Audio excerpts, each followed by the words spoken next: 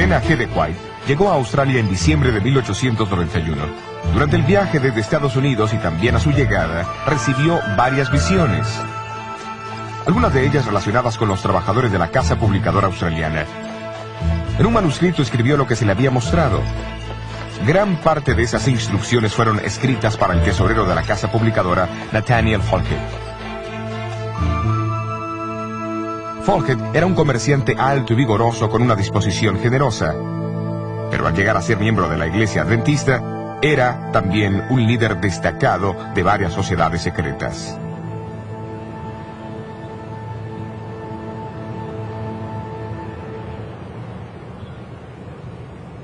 Y mientras el tiempo pasaba, se envolvía más y más en sus actividades masónicas, y menos en su trabajo para la Iglesia. Algunos de sus asociados se preocuparon por su decadencia espiritual, y le urgieron que examinara la dirección en que iba. Pero Falkett rechazó firmemente tales sugerencias.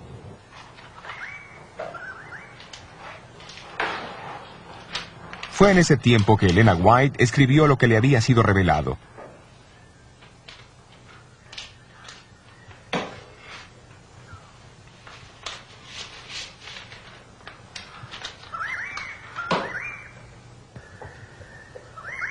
Pero cuando pensó en enviarlo por correo a Falkett, pareció una voz que le habló y la contuvo. Porque los empleados de la casa publicadora todavía no estaban listos para recibir tal mensaje. Unos 12 meses más tarde, el primer período escolar de la primera escuela adventista de Australia recién había terminado. Asistiendo a los ejercicios de clausura, se encontraba Elena G. de White. Después de la reunión, invitó a Nathaniel Falkett para que la visitara. Cuando llegó, comenzó a leerle el manuscrito.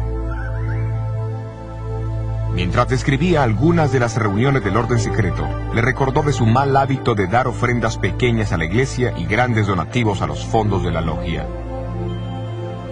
También le dijo que había oído cómo a él lo llamaban, reverendo maestro, y le advirtió que ningún ser humano debe ser llamado así. Aunque no atacó el sistema de la logia masónica, denotó lo difícil que es para un cristiano servir a dos señores. Mientras hablaba, hizo un movimiento con sus manos que impresionó a Falkett. ¿Usted sabe lo que ha hecho? Usted ha hecho la señal secreta de los masones. La señal de un caballero templario. Mientras siguieron hablando, nuevamente hizo un movimiento con su mano. Súbitamente Falkett adquirió una palidez mortífera. La señal que había hecho solo era conocida por la orden más alta de los masones, una señal que ninguna mujer debía conocer. En las próximas 2 horas, Falkett luchó con su conciencia. Finalmente resolvió desligarse de la logia masónica y lo logró después de una lucha. El Señor me ha honrado grandemente al hablarme por medio de la señora White. Él ha presentado mi caso a ella y me llamó por mi nombre. Por eso yo atenderé la instrucción del Señor.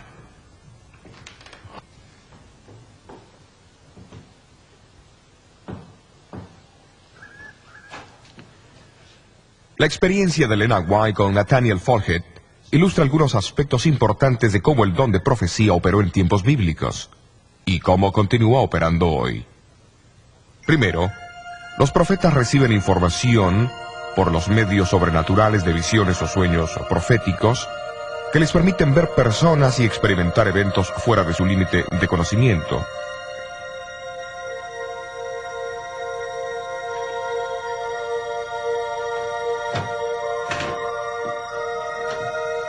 Luego, son dirigidos a comunicar el mensaje a las personas involucradas.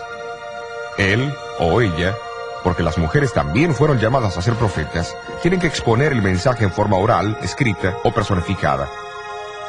Esencialmente, un profeta es el intérprete de Dios. Por eso es que el don profético es conocido como el testimonio de Jesús. Esto no significa que Dios dicta el mensaje al profeta.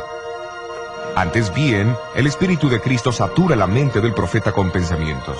Entonces el profeta elige las palabras para expresar esos pensamientos recibidos en la visión o el sueño.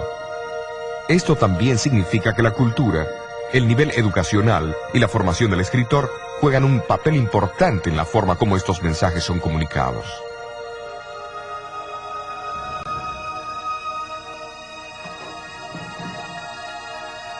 Para expresar sus pensamientos, algunos escritores de la Biblia prestaron las palabras escritas por otros autores bíblicos. Algunos, como Lucas, seleccionaron pasajes de fuentes históricas no inspiradas. Pablo usó las palabras de poetas seculares, y ambos, Judas y Juan, citaron del libro judío no bíblico de Enoch. No obstante, bajo la dirección del Espíritu Divino, el profeta es inspirado por Dios y el mensaje llega a ser la palabra de Dios. Es también obvio notar que los testimonios de algunos profetas no fueron incluidos en los libros de la Biblia. Por ejemplo, los mensajes de Natán, Gad, Azarías, Débora, Miriam, Agabús, Silas y las 4 hijas de Felipe. Pero esto no hace que sus mensajes sean insignificantes o menos inspirados. Simplemente significa que estos fueron de valor local y relativamente temporal. Los profetas también jugaron una parte destacada en la iglesia del Nuevo Testamento. De acuerdo al libro de los Hechos, ellos iniciaron el plan misionero de la iglesia. Seleccionaron al personal y dieron instrucciones de los lugares donde debían ser enviados. En 1 Corintios 14, Pablo habla de que el don profético fortalece la iglesia, trayéndole ánimo y consolación.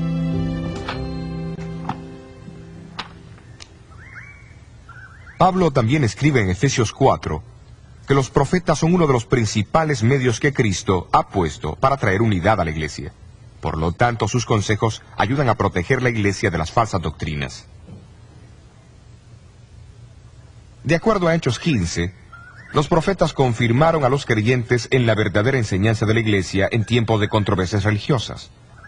Pero sobre todo, Pablo enseña que el propósito primordial del profeta es llevar a hombres y mujeres a Cristo, estableciéndolos en una relación con Él. Para ayudar a alcanzar esa meta, Jesús predijo por medio de los profetas del Nuevo Testamento que tal actividad continuaría en la iglesia. El testimonio de Jesús no cesaría con el libro de Apocalipsis. De hecho, los libros de Joel y Apocalipsis indican que el don de profecía asistirá especialmente a la iglesia en el tiempo del fin. Es lógico esperar que esta manifestación postrera del testimonio de Jesús cumplirá el mismo papel y funciones de los profetas del tiempo bíblico. Dios nuevamente revelará sus designios por medio de visiones y sueños. Él también inspirará al mensajero para que el mensaje guíe, amoneste y desafíe a la iglesia. Claro, la pregunta que debe formularse es, ¿cómo empleó Elena White este don profético en su ministerio para la Iglesia Adventista del Séptimo Día? En 1860, ella escribió que cuando el Señor le daba una visión, era llevada ante la presencia de Cristo y estaba inconsciente de sus alrededores. Como el profeta Ezequiel, su atención durante la visión era a menudo dirigida a escenas que tomaban lugar en la tierra. Aunque ella no podía ver nada más de lo que el ángel le mostraba, a veces se le mostraban eventos futuros, en otras ocasiones eventos del pasado. Con frecuencia, no podía recordar lo que se le había mostrado hasta que comenzaba a escribir. Otras veces, no podía acordarse de nada hasta entrar en contacto con las personas a quienes la visión se aplicaba. Entonces recordaba clara y convincentemente la instrucción dada, aunque la misma le hubiera sido mostrada años antes. Yo dependo del Espíritu de Dios, tanto para relatar o escribir la visión como para recibirla. Se me han mostrado rostros que nunca antes había visto y años después los reconocía al verlos. He escrito a la medianoche cartas que han atravesado el continente y al llegar la crisis han evitado grandes desastres para la causa de Dios.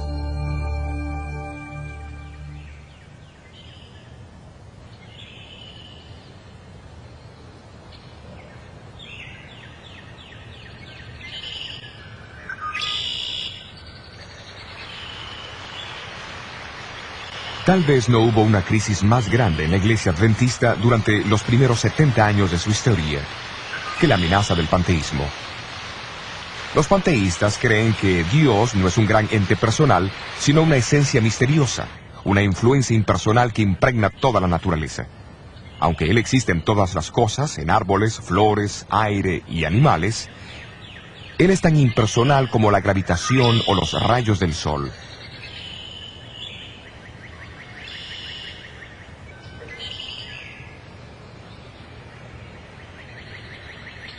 Esta idea había sido adoptada y enseñada como una nueva y avanzada verdad por algunos de los líderes de la iglesia de Battle Creek. En realidad, amenazó los mismos fundamentos de la opinión bíblica de Dios. El doctor Juan Harvey Kellogg, el brillante doctor y superintendente de la institución médica de la iglesia en Battle Creek, fue uno entre muchos líderes de la iglesia que fue atraído por esta filosofía a comienzos de los 1880. Pero no fue hasta 1897 que introdujo esta enseñanza en forma pública. En las reuniones de la Conferencia General en 1899, celebradas aquí en la iglesia del sur de Lancaster, en Massachusetts, las ideas panteístas fueron nuevamente promovidas por varios líderes de la iglesia. Elena White estaba en Australia en ese entonces, pero fue impresionada a informar a la conferencia unos cuantos testimonios. Uno llevaba el título La verdadera relación de Dios y la naturaleza. La naturaleza no es Dios y nunca lo fue. La voz de la naturaleza testifica de Dios, declarando su gloria. Pero la naturaleza en sí no es Dios. Como creación de Dios, solo profesa el testimonio de su poder. Bueno, hermanos, ¿qué piensan ustedes? La ocasión cuando ocurrieron estas comunicaciones fue muy significativa. Habían sido escritas aquí en Australia casi 4 semanas antes del comienzo de la conferencia, pero llegaron justo cuando se las necesitaba. Sin embargo, eso no fue el fin del asunto.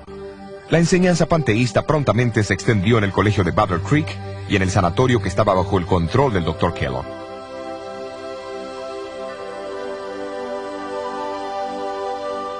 En febrero de 1902, el gran sanatorio de Battle Creek se incendió. Se necesitaba un nuevo edificio y para ayudar a sufragar los costos, se sugirió que el Dr. Kellogg escribiera un libro sobre el cuidado de la salud.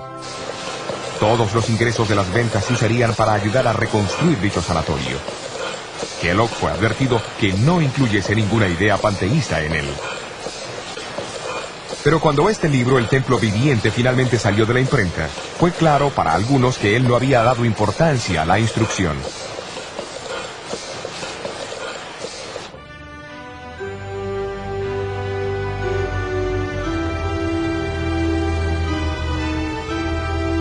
En 1903, los líderes de la iglesia planearon que el concilio anual tendría que ser en Washington, D.C. El presidente de la iglesia, Arturo Daniels, esperaba que no se hicieran referencias a el templo viviente o a las ideas panteístas de Kellogg. Sin embargo, cuando los defensores de Kellogg de Battle Creek llegaron, fue evidente que era inevitable una confrontación. Señores, necesitamos un nuevo modo de ver a Dios. El panteísmo no dará eso, será una nueva experiencia religiosa. No estoy de acuerdo con usted, hermano Kellogg. No estoy de acuerdo con usted en absoluto. Amén. Yo creo Amén. que el panteísmo debilitará la fe y llevará a la iglesia a perder confianza en Dios. Aferrándonos a nuestras tradiciones. No hemos estado aferrándonos a eso por mucho tiempo. Lo que usted quiere hacer es llevarnos a pensar en un Dios que no se interesa Eso por no es nosotros. lo que hemos Hermanos, hermanos, por favor, pienso que debemos terminar esta reunión.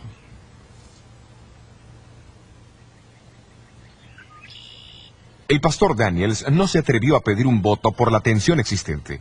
La iglesia estaba enfrentando una crisis. ¿Pero qué hacer?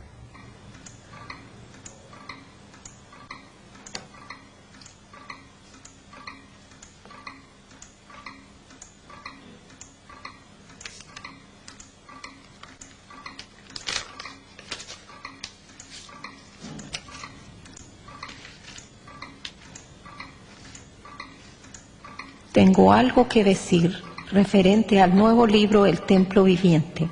Tengan cuidado con su modo de pensar acerca de este libro con respecto a la personalidad de Dios. Como el Señor me presenta los hechos, ese modo de pensar no tiene el apoyo de Dios.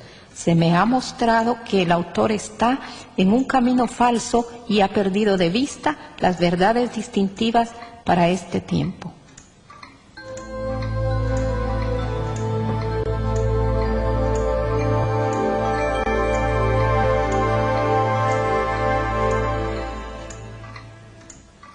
Elena White había escrito la carta desde su casa en Ells Haven, California, y la había mandado una semana antes. Fue una mera coincidencia que la carta llegase de miles de millas de distancia en el momento más oportuno. Por supuesto que Daniels y muchos otros no pensaron así.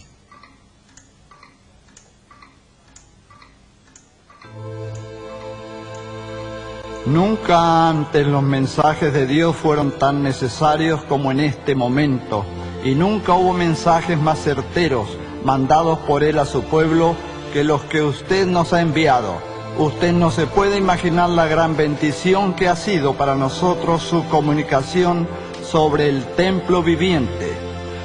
Llegó en el momento exacto. El conflicto era severo, pero su mensaje llegó y resolvió la controversia.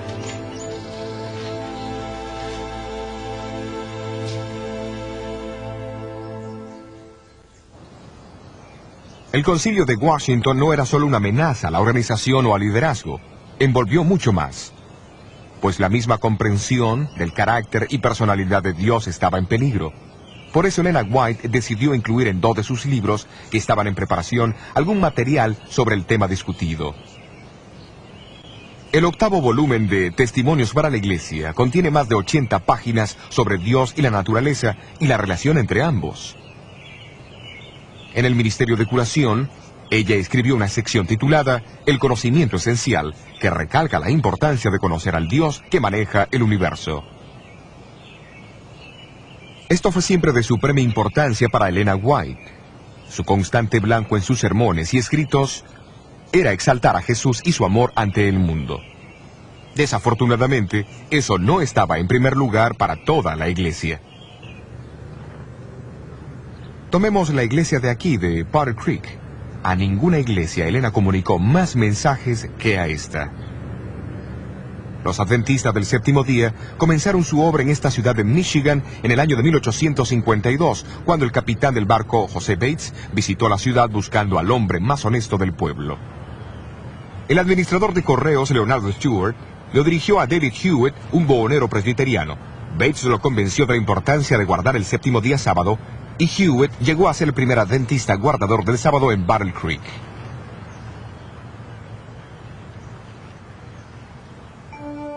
En 1855, la obra publicadora de la iglesia se mudó de Rochester, Nueva York, a Battle Creek, y luego se erigió esta pequeña estructura de madera de 2 pisos para alojar a la imprenta. Durante las décadas que siguieron, equipos a vapor reemplazaron la pequeña imprenta manual y la obra de publicación floreció. Una sucesión de pequeñas iglesias de madera se construyeron en Battle Creek, cada una más grande que la anterior, para servir a la creciente feligresía. En este segundo edificio, la joven iglesia decidió nombrarse Adventista del Séptimo Día en 1860 y se estableció su sistema de organización en 1863. En 1866, en respuesta a una visión dada a Elena White, la iglesia abrió su primer instituto de salud. El Instituto Occidental de la Reforma Pro Salud, como fue llamado, fue fundado en una antigua casa remodelada en Battle Creek. Su blanco no era solo tratar a la gente con remedios sensatos, sino también enseñar a la gente a cómo cuidarse para prevenir enfermedades. Pocos se imaginaron sus fundadores que en unas décadas recibiría reconocimiento mundial bajo su dinámico director médico, el Dr. Juan Kellogg. En 1872, la primera escuela adventista se abrió en la ciudad. Comenzó en el pequeño edificio de 2 pisos que en un principio había alojado la obra publicadora. 7 años más tarde, el famoso tabernáculo Dime, el 4º edificio de la iglesia adventista de la ciudad, fue dedicado. Una imponente estructura de ladrillos que podía acomodar a 3.200 personas y proveía un lugar ideal para las reuniones de la Asociación General. En menos de 30 años, Battle Creek llegó a ser la meca para los miembros de la iglesia, porque la misma proveía educación, trabajo y oportunidades para el cuidado de la salud como en ninguna otra parte. Pero Elena White reconoció las señales de peligro de tan intensa centralización. Para sorpresa, durante las décadas que siguieron, sus advertencias fueron notablemente desatendidas. A fines de los años 1890, la casa publicadora Review and Herald era la más grande de todo Michigan. De fama mundial, el sanatorio en la colina tenía casi 1000 funcionarios, más de 2000 miembros de iglesia y visitantes asistían al tabernáculo Dime cada sábado.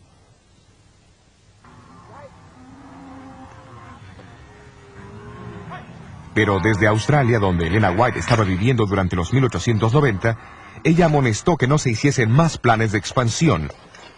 Vio la necesidad de construir pequeñas instituciones en áreas diversas.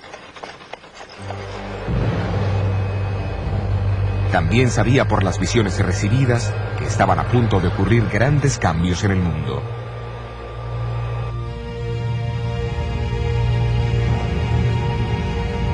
En 1890, ella había escrito sobre futuros conflictos por todas partes, con el hundimiento de miles de barcos y la destrucción de fuerzas navales.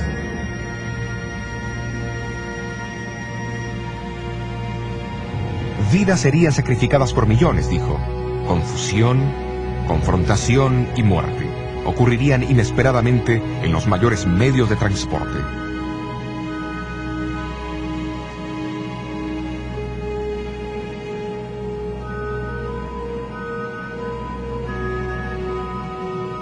Recordemos que en 1890 una guerra mundial era inconcebible y los aviones y los carros a gasolina ni habían sido inventados. Pero todas sus palabras resultaron veraces. 24 años más tarde, en la Primera Guerra Mundial, 10 millones de personas murieron y otras 40 millones en la Segunda Guerra Mundial. Y han ocurrido grandes pérdidas de vidas en los mayores medios de transporte desde entonces. Durante la sesión de la Asociación General en Battle Creek en 1901, se dieron algunos pasos para descentralizar la organización de la iglesia.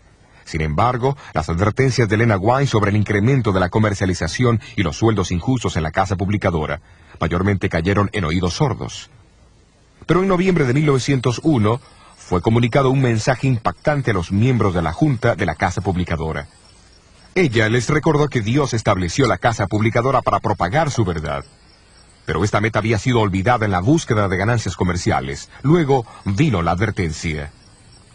He tenido miedo de abrir la revista adventista por miedo de ver que Dios haya purificado la casa publicadora con fuego.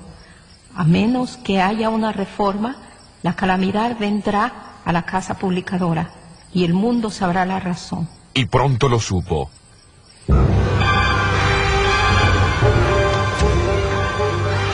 En la noche de diciembre 30 de 1902, el edificio principal de la casa publicadora fue reducido a cenizas.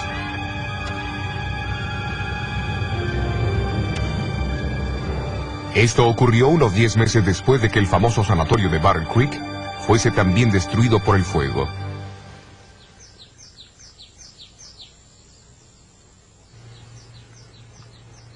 Cuando la noticia del fuego llegó a Elena White en California, escribió a los líderes de Battle Creek, expresando su profunda tristeza por la gran pérdida que la iglesia había sufrido. No estoy sorprendida por esta triste noticia, porque en las visiones de la noche he visto un ángel parado con una espada de fuego sobre Battle Creek. Una vez, durante el día, cuando mi pluma estaba en mi mano, perdí el conocimiento y pareció como si esta espada de fuego fuese primero en una dirección y luego en otra. Un desastre parecía seguir a otro, porque Dios fue deshonrado por hombres que decidieron exaltarse a sí mismos.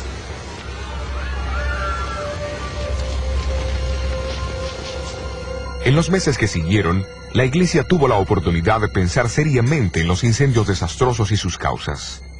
Rápidamente los líderes editoriales tomaron la decisión de nunca más publicar trabajos comerciales, como también la de mudar las oficinas centrales de la iglesia de Battle Creek a Washington, D.C.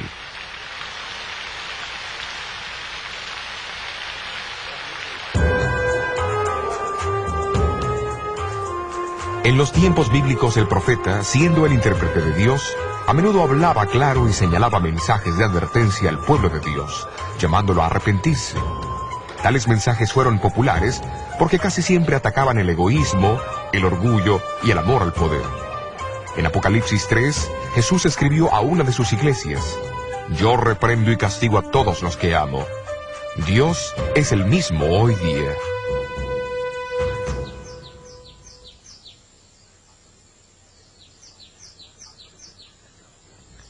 A través de su mensajera moderna, Elena White, Dios también advirtió y apeló al arrepentimiento, no solo de los líderes, sino también de los individuos.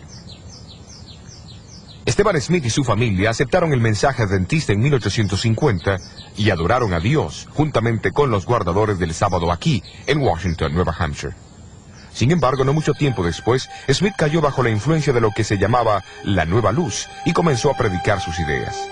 Se volvió mordaz y crítico del liderazgo de la iglesia, especialmente de Jaime y Elena White. A fines de 1851, el nombre de Smith fue desfraternizado con profundo dolor por sus ideas discordantes y mordaces. Los 30 años siguientes pasó uniéndose a uno u otro grupo separatista, y aunque se le amonestó sobre la ausencia de fundamento bíblico en sus enseñanzas, nunca prestó la debida atención a los consejos. Pero Dios todavía amaba a Esteban Smith, y en una visión reveló su vida y su futuro a Elena White. A fines de los 1850, escribió lo que le había sido mostrado, y concluyó con un llamado para que él volviese a Dios. Cuando Smith recibió la carta, se enojó y declaró que no quería ningún testimonio de Elena White. Cerró la carta y se olvidó de ella. Mientras tanto, Smith siguió en su crítica senda. Un amigo dijo que él tenía la lengua más malvada y fulminante que cualquier hombre que él conocía, y de esta manera malgastó los mejores años de su vida. Luego, en 1884, se le ocurrió tomar una copia del periódico de la iglesia, la Revista del Advenimiento y la Proclamación del Sábado. Sus ojos fueron cautivados por un artículo de Elena White. Al leerlo, se impresionó por su verdad. En las semanas que siguieron, continuó leyendo la revista, y su familia y sus amigos notaron un cambio gradual en sus actitudes mordaces y desagradables hacia la iglesia y sus líderes.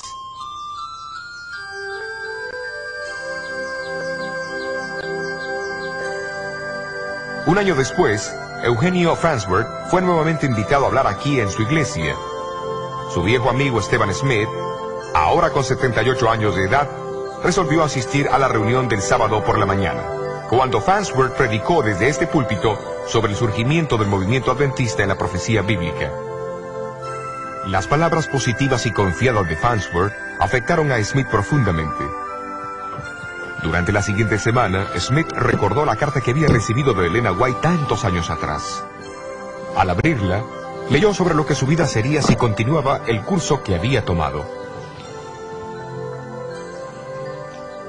Sin embargo, lo que había sido una predicción, cuando la carta fue escrita, era ahora historia.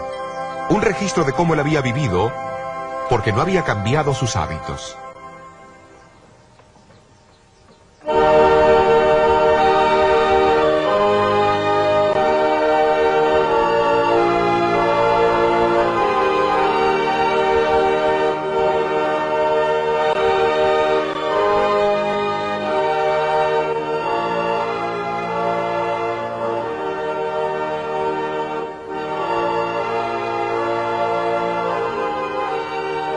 El próximo sábado, Smith volvió a la iglesia de Washington. Farnsworth, que todavía no sabía nada sobre esta experiencia, había preparado un sermón sobre el don de profecía en la iglesia adventista.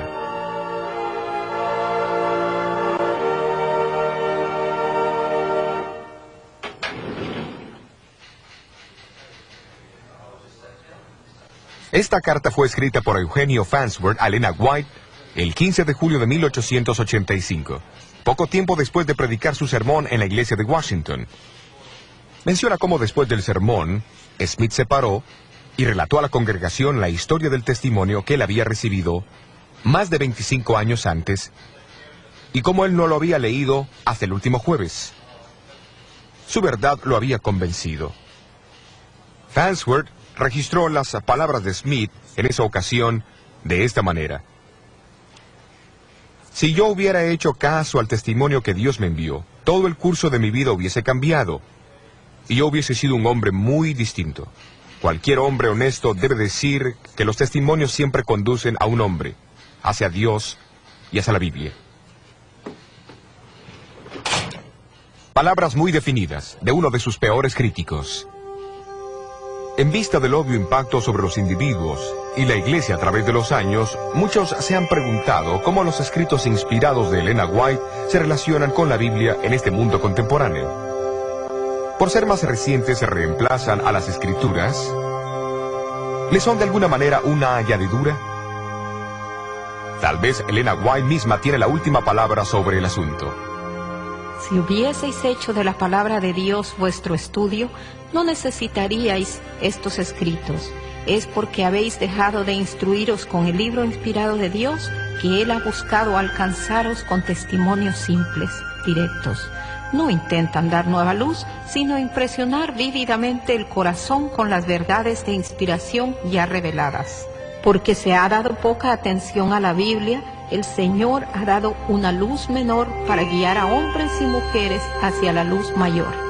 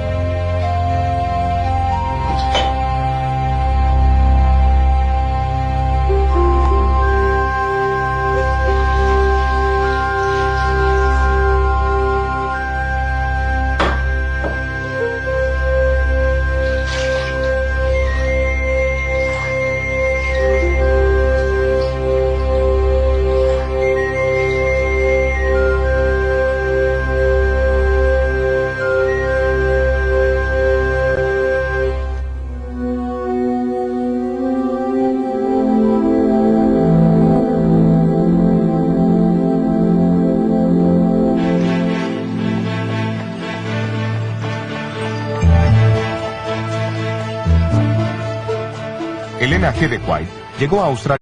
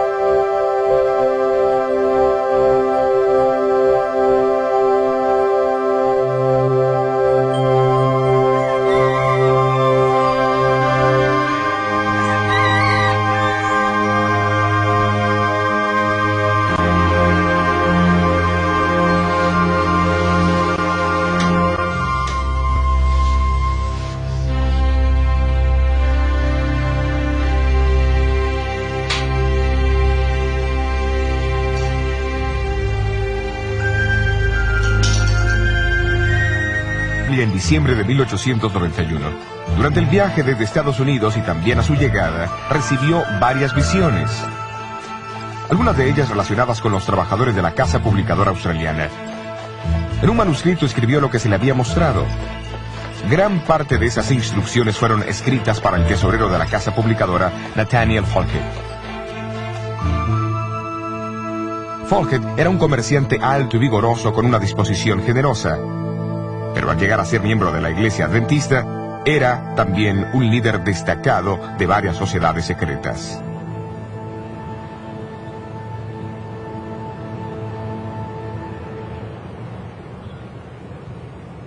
Y mientras el tiempo pasaba, se envolvía más y más en sus actividades masónicas, y menos en su trabajo para la Iglesia. Algunos de sus asociados se preocuparon por su decadencia espiritual, y le urgieron que examinara la dirección en que iba. Pero Folkett rechazó firmemente tales sugerencias.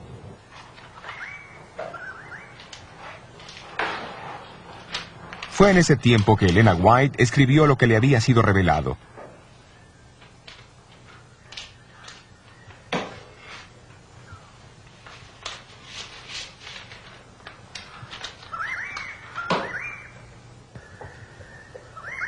Pero cuando pensó en enviarlo por correo a Folhead, pareció una voz que le habló y la contuvo, porque los empleados de la casa publicadora todavía no estaban listos para recibir tal mensaje. Unos 12 meses más tarde, el primer período escolar de la primera escuela dentista de Australia recién había terminado. Asistiendo a los ejercicios de clausura se encontraba Elena G. de White. Después de la reunión, invitó a Nathaniel Folhead para que la visitara. Cuando llegó, comenzó a leerle el manuscrito. Mientras describía algunas de las reuniones del orden secreto, le recordó de su mal hábito de dar ofrendas pequeñas a la iglesia y grandes donativos a los fondos de la logia. También le dijo que había oído cómo a él lo llamaban, reverendo maestro, y le advirtió que ningún ser humano debe ser llamado así. Aunque no atacó el sistema de la logia masónica, denotó lo difícil que es para un cristiano servir a dos señores. Mientras hablaba, hizo un movimiento con sus manos que impresionó a Folhead. ¿Usted sabe lo que ha hecho? Usted ha hecho la señal secreta de los masones. La señal de un caballero templario. Mientras siguieron hablando, nuevamente hizo un movimiento con su mano. Súbitamente Folhead adquirió una palidez mortífera. La señal que había hecho solo era conocida por la orden más alta de los masones. Una señal que ninguna mujer debía conocer. En las próximas 2 horas, Folhead luchó con su conciencia. Finalmente resolvió desligarse de la logia masónica y lo logró después de una lucha.